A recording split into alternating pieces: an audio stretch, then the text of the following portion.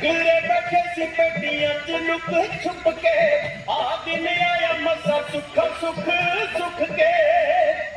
वेद रोकू सानू केड़ा किते विच गिरे ते गेड़ा सुन ले बोलियां पौन बनेरे वे अजनाब ने तूगा बेड़ा अपने दुख दा कोई अंग पैर हट याद नहीं गया कि अंधेरा दे ग्रुप में क्यों खड़ा है तो बैठे हो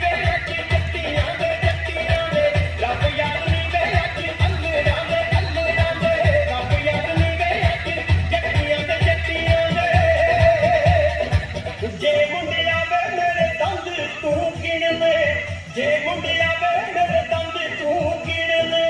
कर दे तारीफ मेरी हंस दी वे पुत